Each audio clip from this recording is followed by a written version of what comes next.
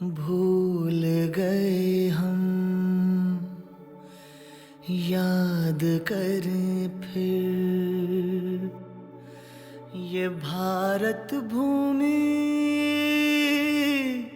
कितनी महान, इतिहासों में झांक ले फिर से, ढूंढ ले खोया सा अभिमान, जो भविष्य को सवारे हरदम, गढ़ ले एक ऐसा वर्तमान। ये भारत भूमि कितनी महान। आजा कर ले हम तेरे और मेरे सबके भारत की बात।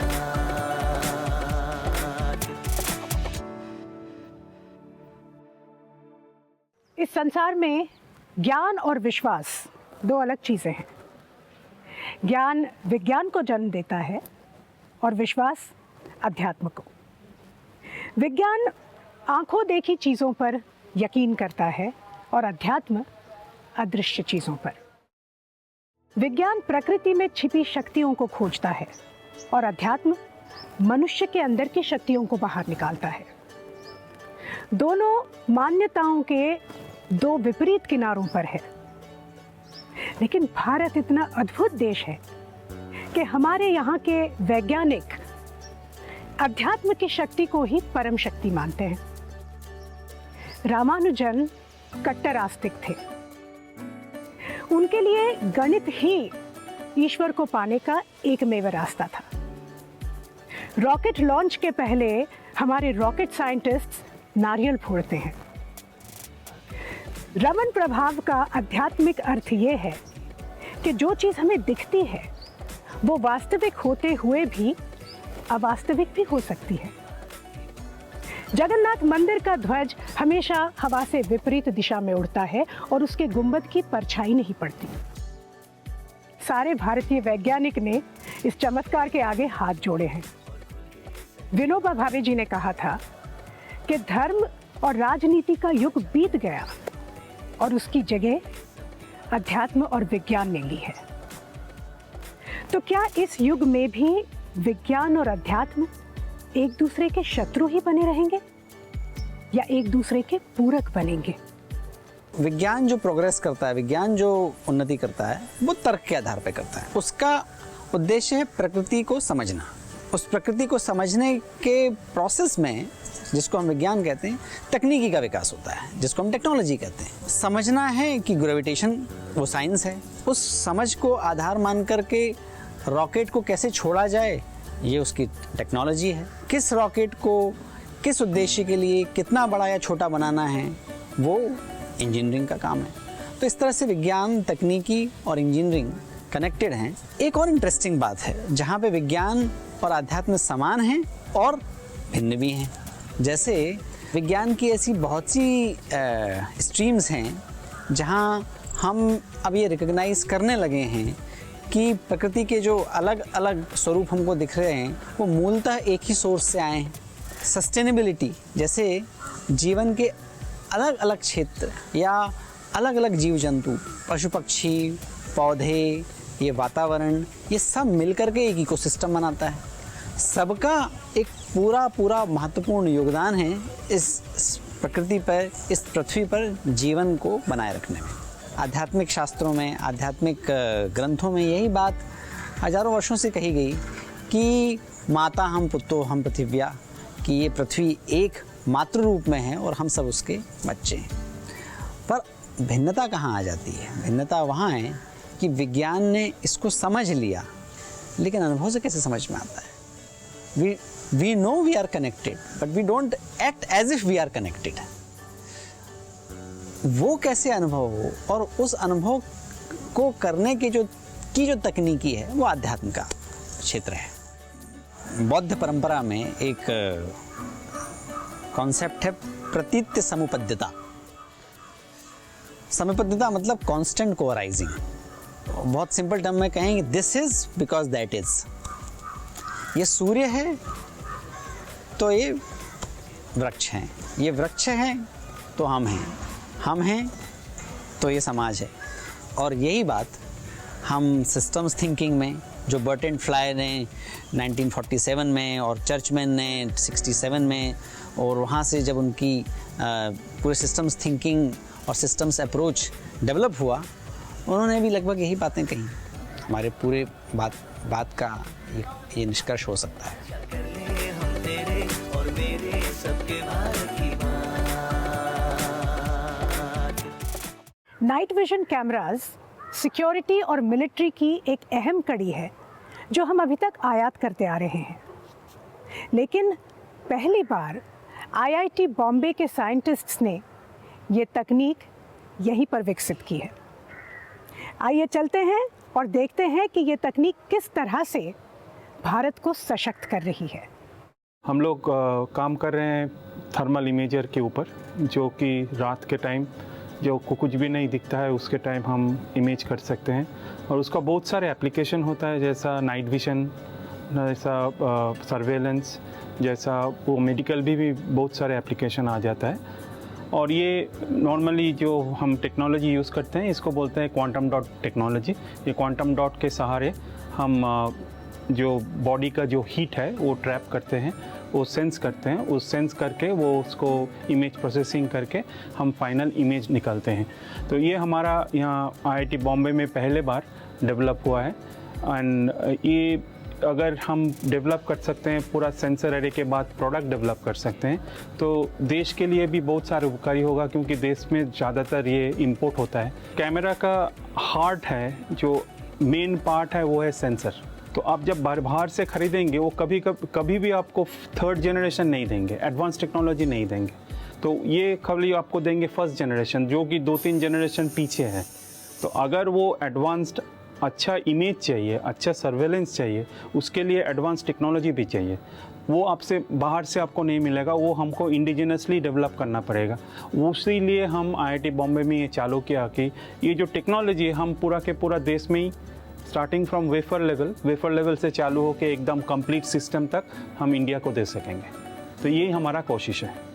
Foreign exchange saving in major amounts होगा अगर हम ये थर्मल इमेजिंग टेक्नोलॉजी डेवलप कर सकेंगे indigenously, under the made in India या मेक इन इंडिया, जो भी बोलिए, ये कर सकेंगे। तो इंडियन सिक्योरिटी जैसा समझिए, हमारा जो R&D सपोर्ट आता है मेनली फ्रॉम DRDO या स्पेस से आता है, इसरो से। तो ये एप्लीकेशन आप बॉर्डर में अगर जाएंगे 5 किलोमीटर 10 किलोमीटर तक आप पूरा के पूरा देख सकेंगे क्या वहाँ से कोई आ रहे हैं, कहाँ से कहाँ मूवमेंट हो रहा है। तो ये सब चीज़, मिसाइल आ रहे हैं, ह्यूमन आ रहे हैं, ये पूरा के पूरा ट्रैक कर सकेंगे आप। This is a very high technology development जिसने हम किया है। तो इससे ये प्रूफ होता है कि हम कर सकते हैं इंडिया में। क्या आप जानते हैं कि हमने श्रीनिवास रामानुजन को क्यों खोया? टीबी, ट्यूबरक्यूलोसिस की वजह से। तब ये रोग लाइलाज था। 1949 में हमने इस रोग के इलाज की खोज की और तब से हम सफलतापूर्वक इस रोग के खिलाफ लड़ते आ रहे हैं। लेकिन पिछले कुछ सालों से ये असफल हो रहा है। TDR-TB मतलब टोटल ड्रग रेजिस्टेंट ट्यूबरक्यूलोसिस, जिस पर कोई भी दवाई काम नहीं करती, आज एक बहुत बड़ी समस्या बन चुका है। लेकिन हमारे 2 प्रतिभावान साइंटिस्ट्स ने ये ठान ली है कि इस रोग को वो जड़ से उखाड़ फेंकेंगे। मिलते हैं 2 दूरंदेशी वैज्ञानिकों से, JNU के प्रोफेसर गोवर्धन दास और डॉक्टर आनंद रंगनाथन से। टीबी एक ऐसा बैक्टीरिया है, मिलियंस ऑफ ईयर्स से, करोड़ों साल से हमारे साथ सिम्बायोसिस में एक्चुअली आगे बढ़ा है। तो जब हमने 20-30 साल तक इस पर रिसर्च नहीं करी तो ये रेजिस्टेंस, ड्रग रेजिस्टेंस के चक्कर में ये वापस उभर के आया। और जब HIV की 1980s में बीमारी शुरू हुई तो उसके साथ जो HIV से लोग जो मरते थे, मृत्यु होती थी, उनकी TB से होती थी, HIV से नहीं होती थी। क्योंकि ये अंदर वेट करता है, इंतज़ार करता है जब इम्यूनिटी आदमी की ख़त्म होती है तब ये उभर के आता है। हमने सोचा कि ट्यूबरक्लोसिस के प्रोटीन्स को अटैक करने के बजाय क्यों ना हम ह्यूमन के प्रोटीन्स को अटैक करें, वो ऐसे प्रोटीन्स जो कि ट्यूबरक्लोसिस की मदद करते हैं इन्फेक्शन के लिए। ऐसे मतलब क्योंकि सिम्बायोसिस में जिए हैं दोनों, ट्यूबरक्लोसिस और ह्यूमंस, तो मिलियंस ऑफ ईयर से ट्यूबरक्लोसिस ने ऐसे ह्यूमन प्रोटीन्स निकाल लिए हैं जो कि इसकी मदद करें अंदर इन्फेक्शन के लिए। तो हमने उसको जब इनएक्टिवेट किया मेरे स्टूडेंट्स ने, तो वो पाया कि 70 to 80% तक इन्फेक्शन ट्यूबरक्लोसिस की ब्लॉक हो रही है। हम सोचते हैं कि कहते हैं India is a resource for the natural compound, natural therapy. तो हम लोगों ने शुरू किया देखना कोई नेचुरल कंपाउंड ऐसा है क्या जिसमें हम लोग इसको मार सकते हैं। तो लेकिन वो स्टेम सेल में तो वो काम करेगा नहीं, तो हम लोग ऐसा मॉलिक्यूल ढूंढ रहे, ऐसा कंपाउंड ढूंढ रहे जो स्टेम सेल खुद ही उनको मारे। अच्छा। तो उसके साथ जो एंटीबायोटिक्स, थोड़ा सा एंटीबायोटिक्स और इसके साथ आप जब कंबाइन करेंगे तो आपको 6 महीने से हम लोग रिड्यूस करके 3 हफ्ता में ट्रीट करेंगे। जब 3 हफ्ता में ट्रीट करेंगे तो एंटीबायोटिक रेजिस्टेंस होने का चांस कम हो जाएगा। तो और क्या कहता है, आपको 6 महीने तक दवाई खाना नहीं पड़ेगा। और ये जो दवाई है, ये कॉस्ट इज मेजर इशू। और ये जो दवाई है, सो मच ऑफ कहता है साइड इफेक्ट बहुत ज़्यादा है जी। वो साइड इफेक्ट भी कम हो जाएगा, पेशेंट को भी नहीं लगेगा भैया 6 महीने में दवाई खा रहा हूँ। तो ये सारे लेके हम लोग काम कर रहे हैं। तो ये नेचुरल जो इंडियन हमारे हाउस होल्ड में मिलते हैं, वो उन इंग्रेडिएंट्स के साथ आप काम कर रहे हैं। आपको बता दो, ये जस्ट कुछ दिन पहले हम लोग पब्लिश किए हैं, जो एक विष्णु का पेड़ है, उसको शॉल बोलते हैं हम लोग, उसमें से एक इंग्रेडिएंट है, उनको हम लोग बार्जिनिन बोलते हैं। ये बहुत अच्छा काम करता है। आपका किचन में शायद ये आपका थेरेपी पड़ा हुआ है, हम लोग पता ही नहीं है जी। तो हम लोग रिसेंटली हम लोग करक्यूमिन जो हल्दी है ना, हल्दी का कंपाउंड को ऐसे ये हम लोग बनाए जैसे उसका ट्रीटमेंट भी हो सकता है। वाओ। तो ओनली हल्दी, लेकिन मैं ये भी आपको बताऊं, ओनली हल्दी से होगा नहीं। हाँ, मतलब ऐसे नहीं कि ट्यूबरक्लोसिस हो गया तो हल्दी खाया होगी, ऐसा नहीं होगा। लेकिन उसके लिए देयर इज अ प्रोसेस, उसके साथ और कंपाउंड मिलाना पड़ेगा सो दैट इनको हम लोग थेरेपी कर पाए। तो हम लोग का द नेचुरल रिसोर्स जो है, हम लोग का किचन में जो है, हम लोग का इंडिया इतना रिसोर्स है, उसमें से आप कंपाउंड निकालेंगे तो ड्रग रेजिस्टेंट जिसमें उसमें ऑलरेडी रेजिस्टेंट होगा उसमें भी कम करेगा। That is what exactly we are doing. But this is an amazing thing. मतलब अगर 6 महीने की ट्रीटमेंट अगर 3 हफ्ते में आ जाती है तो मतलब मेरे ख्याल से इंडियंस के लिए इससे बड़ी और मतलब गिफ्ट कोई नहीं हो सकता।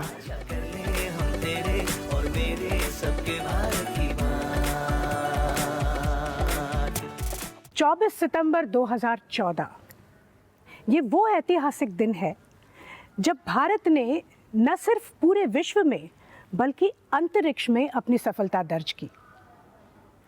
इसी दिन को भारत के मंगलयान ने मंगल ग्रह की परिक्रमा शुरू कर दी और हमारा अपना इसरो दुनिया का एकमात्र ऐसा स्पेस रिसर्च ऑर्गेनाइजेशन बन गया जो अपनी पहली कोशिश में ही मंगल ग्रह पर जाने में कामयाब हो गया।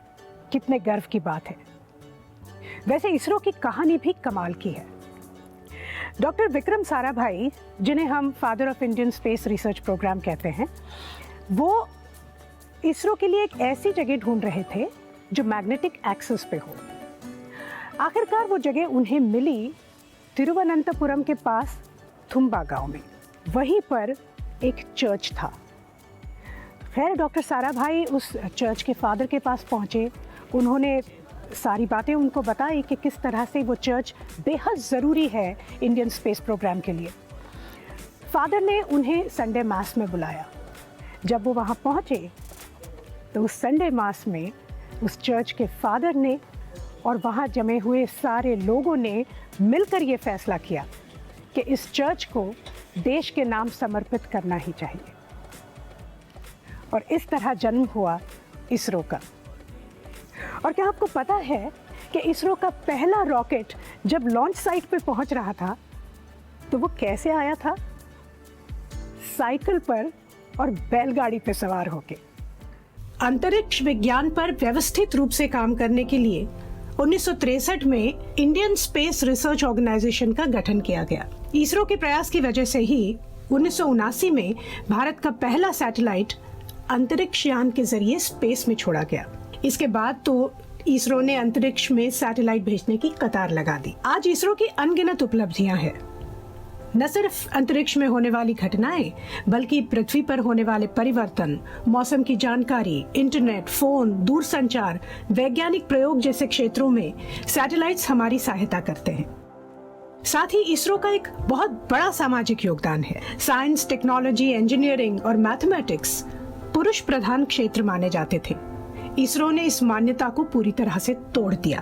मंगलयान अभियान में हमारी महिला रॉकेट साइंटिस्ट्स ने एक अग्रणी भूमिका निभाई थी।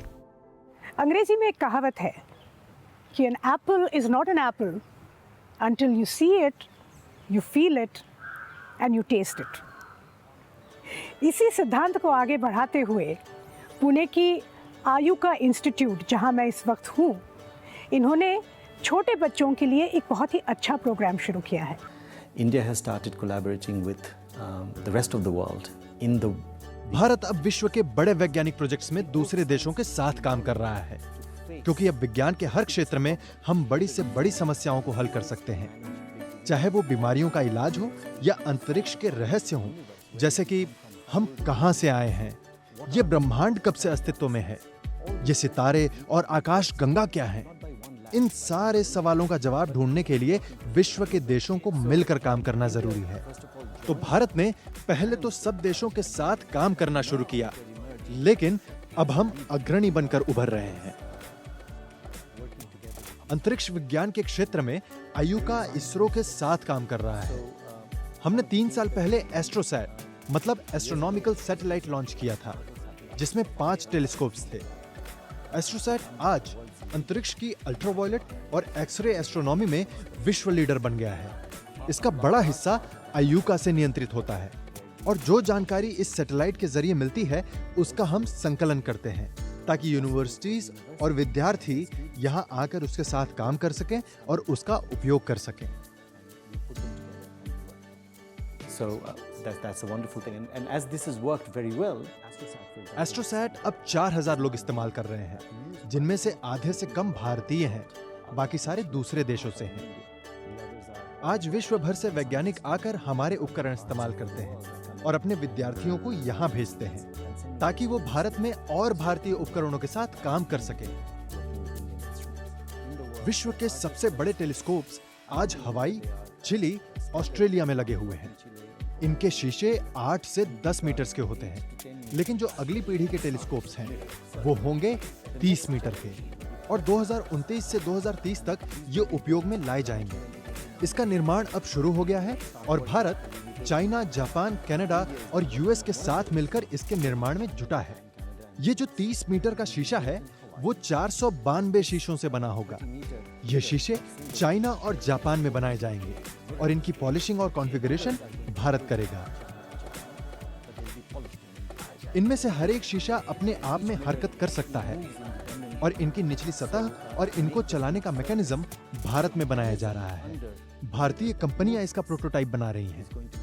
उन्होंने पहले ऐसा कभी नहीं किया है, लेकिन हम उन्हें चुनौती दे रहे हैं इन नई तकनीकों को बनाने की।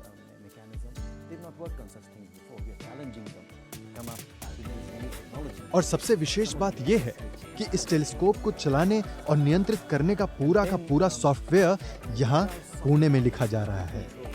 ये बहुत बड़ी बात है और भारत के लिए गेम चेंजर है। हम अब यूरोपियन और अमेरिकन से पीछे नहीं हैं। ये हमारे लिए बड़े गर्व और उत्साह की बात है।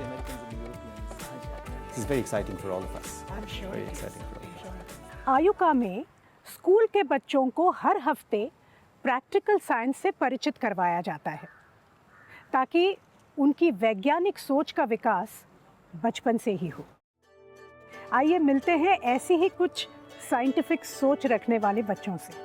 मेरी रुचि बॉटनी में है, बायोलॉजी सेक्टर में, और मुझे हमारे देश में जो एग्रीकल्चर है उसको बेस्ट बनाना है, ताकि हम पूरे वर्ल्ड को हमारे एग्रीकल्चरल प्रोडक्ट सप्लाई कर सकें। मेरी भी यही इच्छा है कि मैं विदेश में एजुकेशन लूँ, पर उसका सारा जो यूज़ है वो मैं हमारे इंडियन फार्मर्स के लिए और उनके एग्रीकल्चर को बेस्ट बनाने के लिए करूँ। मुझे मेडिकल फील्ड में रुचि है, so I want India that It should be medically full-fledged. Nuclear है ना कभी भी अच्छा नहीं होता, पर अगर किसी ने आपके ऊपर हमला किया है तो वो डिफेंस अच्छा होना चाहिए। I think इंडिया के लोग इंडिया में काम करके नोबेल प्राइज जीत सकते हैं and it would become a proud moment for India, definitely. India के खुद 4 टेलीस्कोप्स ऐसे हो जाएंगे जो इन सन को देखेगी, स्टार को देखेगी, और एक उसमें से स्पेस में होगा। स्पेस मतलब L1 पॉइंट पे। L1 पॉइंट इज़ यहाँ से करीब 1.5 मिलियन किलोमीटर्स दूर है। वाओ। और वहाँ से वो सन को 24/7 देख सकती है। मतलब रात नहीं होगी? नहीं, कभी रात नहीं होगी, 24 घंटे हम देख सकते हैं। भारत आज तकनीकी विकास में ग्लोबल लीडर बनने के लिए प्रयासरत है। न्यूक्लियर एनर्जी में हमने महत्वपूर्ण विकास किया है। नैनो टेक्नोलॉजी हमारी दवाइयों की इंडस्ट्री का स्वरूप बदल रही है। 2022 तक इसरो मानवीय यान अंतरिक्ष में भेजने वाला है। शायद इन्हीं सब उपलब्धियों का नतीजा है कि पिछले 5 साल में हमारे 3 गुना साइंटिस्ट्स वापस देश लौट रहे हैं अपने अनुसंधान के लिए। अब आप मुझे बताइए कि भारत को साइंस और टेक्नोलॉजी की शक्ति बनने से कौन रोक सकता है? तो ये थी भारत में साइंस और टेक्नोलॉजी की बात। आपकी बात, मेरी बात, हम सब की बात, भारत की बात, भारत की बात। आजा कर ले हम तेरे और मेरे सबके भारत